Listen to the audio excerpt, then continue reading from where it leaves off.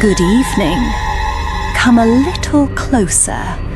There's a universal truth to babysitting, isn't there? It's supposed to be the easiest $100 you'll ever make. The kids are finally asleep. The house is dead quiet, and the snacks are all yours.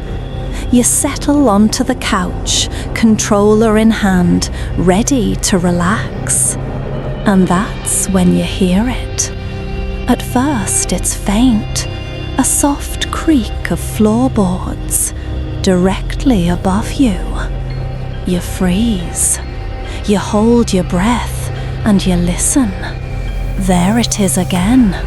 Footsteps. A cold dread washes over you because you know for a fact you're supposed to be home alone. I'm Blair Morgan, and tonight we're going to talk about why sometimes the easiest money is the hardest earned. The fear of hearing a sound upstairs when you should be alone, that's what turns easy money into a nightmare. But a single set of footsteps is one thing.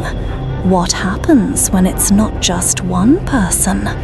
What happens when it's the sound of 2, maybe 3 men furiously banging on the door, trying to get in? Now imagine all of this during a raging blizzard, the snow piling up outside, cutting you off from the entire world. You finally get through to the police, your heart pounding, only for them to tell you the one thing you dread most. With the roads completely blocked, they can't get to you in time. That nightmare scenario? It wasn't a hypothetical, it was real. And it happened to a listener who thought she was making an easy $250 for a single night's work. Her name for our story is Sarah, and she was babysitting a little boy named Matthew in a big old house in Valley Stream. It was late, close to midnight on a Friday. Matthew was sound asleep upstairs, and the blizzard outside was a living thing. The wind howled and shrieked, throwing handfuls of ice against the window panes. The old house would groan and shudder under the force of it, but inside there was a deep, heavy silence. The kind of quiet that feels like a weight, where the hum of the refrigerator sounds like a roar. Sarah was curled up on the couch thinking about that $250, easiest money she'd ever make, and in that thick, muffled quiet, a sound that didn't belong. A sharp, clear thump, thump, thump on the front door. It wasn't the wind, it was a fist on wood. Her heart jumped. Who could possibly be out in this? She ignored it. It came again, louder this time, more insistent. A voice, muffled by the door and the storm, shouted something she couldn't make out.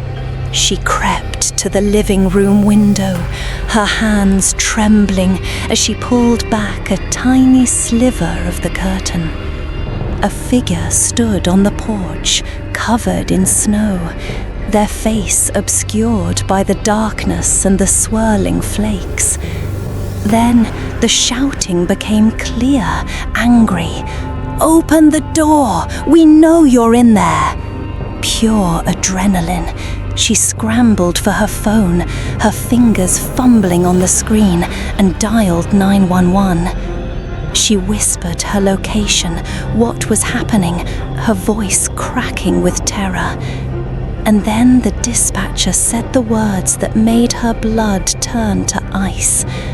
"Ma'am, the roads are a total whiteout. The plows are grounded. We will try to get there, but we can't give you a time." The line went dead, and so did the hope in her chest. For a moment, the pounding on the door stopped.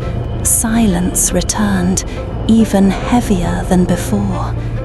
Was it over? Did they give up?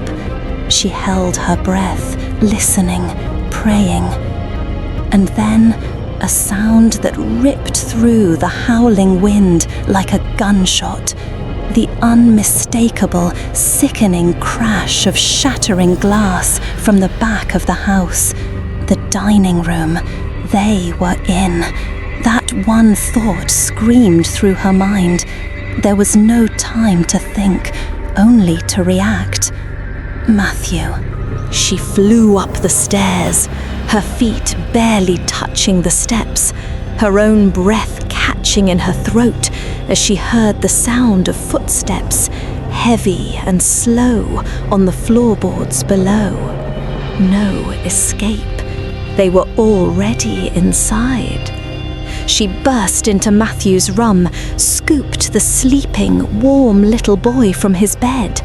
He stirred, murmuring something, and she whispered, "Shh, it's a game."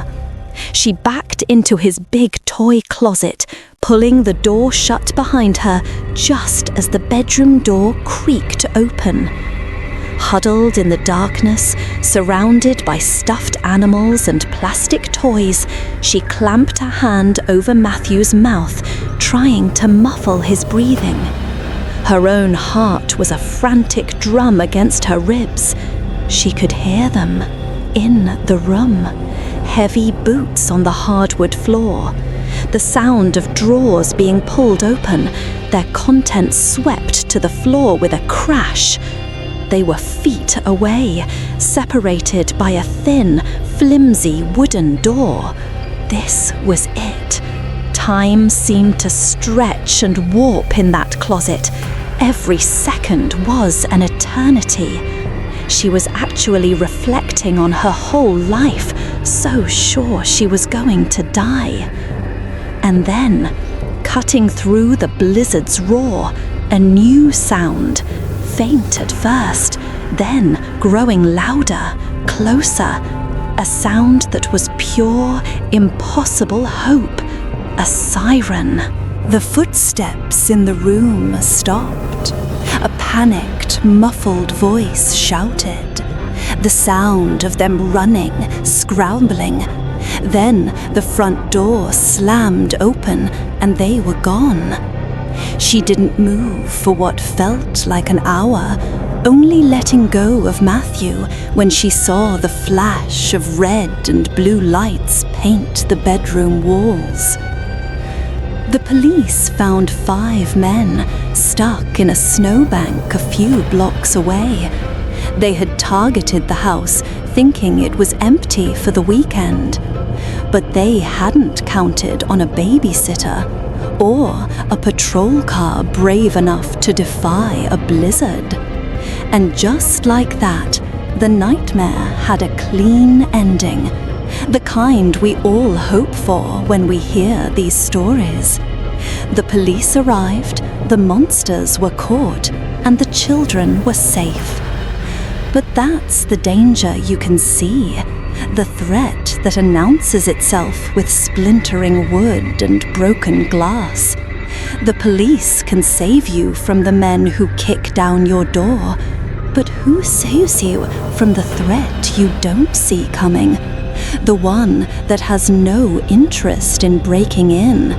It just wants to watch, to follow, to become a flicker of movement in the corner of your eye, a presence in the shadows, until you're not even sure if the thing staring back at you from the darkness is human anymore.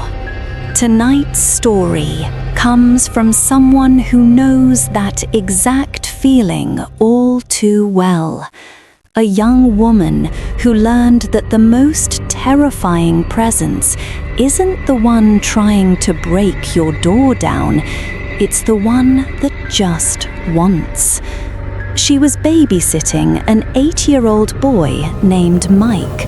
The house was lovely, backing right onto a dense patch of woods.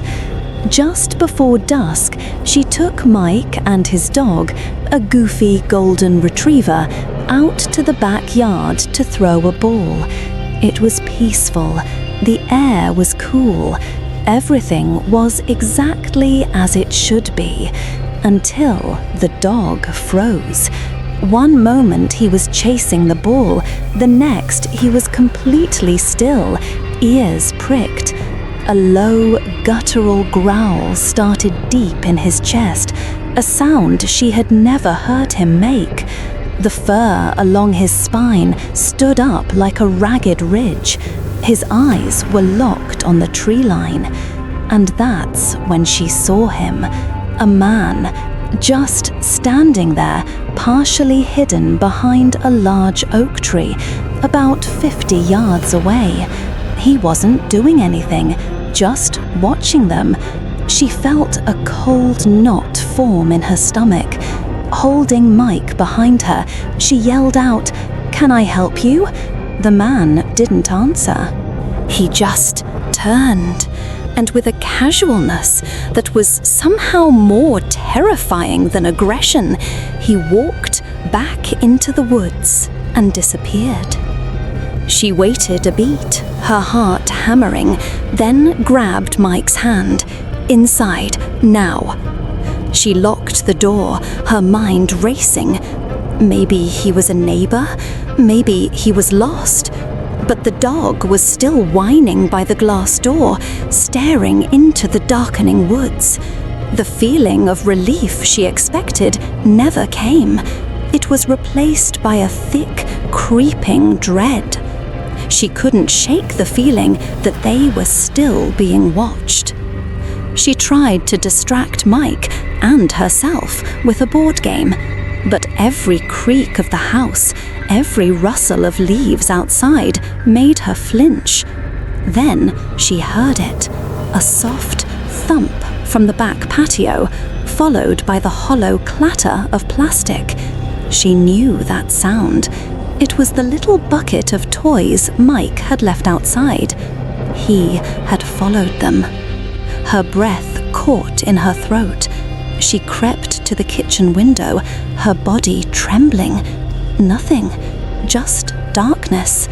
Then a gentle tap, tap, tap on the glass, right by her face. She jumped back with a strangled cry.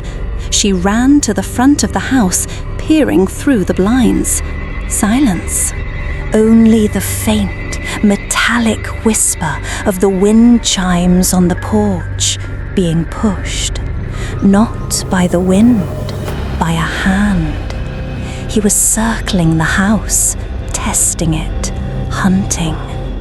She herded Mike into the living room, away from the windows, turning off the lights so they couldn't be seen. And then her curiosity and her terror waged a war, and the terror lost. She had to know where he was. She crawled to the main window and carefully, so carefully, parted the blinds just a fraction of an inch. He was right there, standing on the lawn, and he saw her see him. But he didn't run. He didn't even flinch. Instead, he did something that turned her blood to ice. He stopped, and slowly he crouched down. Not like a person hiding. He crouched like an animal, like a predator getting low to the ground before a strike.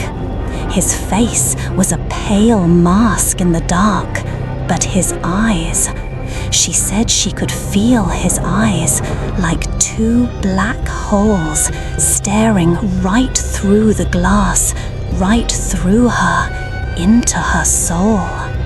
In that moment, she knew this wasn't a person.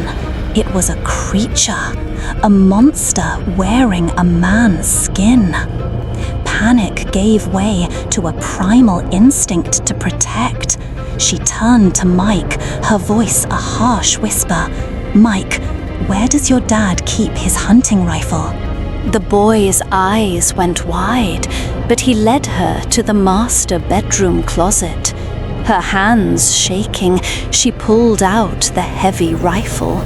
She didn't even know if it was loaded. It didn't matter. She went back to the window and threw open the blinds, brandishing the weapon. But the creature didn't bolt. For a full minute that felt like an hour, it just stayed there, crouched, staring, almost curious. Then, as slowly as it had appeared, it stood up, turned, and melted back into the shadows of the woods. When the family got home, she told them everything. The police found nothing, but the story doesn't end there. A week later, Mike's mum called her. She said they'd been getting calls from neighbors, reports of a strange man seen lingering at the edge of the woods. He was still out there, watching. He was still out there, watching. It's a terrifying thought, knowing that danger is just outside your window. But sometimes the most terrifying threats aren't the ones trying to break in. They're the ones who are already inside. This last story comes from a babysitter who wanted to stay anonymous. She was watching a 12-year-old named Michael in a large, wealthy home, the kind of house that's so quiet you can hear it breathing. Michael himself was a quiet kid, kept to himself. The only odd thing was a large toy closet in the living room. Throughout the evening, she'd hear him in there, having quiet, one-sided conversations. She just figured he had an imaginary friend. Later that night, with the parents out and Michael asleep in his room, she drifted off on the couch. The silence in the house was deep, almost heavy. And then a sound pricked the quiet, a soft click, clack, like someone was sorting through a box of Legos. It came from the toy closet. "Michael," she called out, her voice shaky. "Is that you?" The sound stopped, instantly. She got up, heart pounding, and crept to his room. He was fast asleep. She checked the closet. It was dark and empty. She told herself she was just tired, hearing things. She fell back asleep, only to wake up again an hour later. This time, it wasn't a sound. It was a light. A thin, pale slice of light glowed from under the closet door. She stared, her blood running cold. And as her eyes adjusted to the dark, she saw it. The faint, unmistakable outlines of a small pair of feet standing just on the other side of the door. And then she heard it, a soft, muffled giggle. That's when the fear turned into anger. She was done with these games. She got up, marched across the room, grabbed the cold metal doorknob, and threw the door wide open. There was nothing there, not a single toy out of place, no child hiding behind the coats, absolutely nobody. The closet was empty. The air was cold. The terror crashed down on her then, pure and absolute. She ran to Michael's room, locked the door, and spent the rest of the night on the floor by his bed, not daring to close her eyes.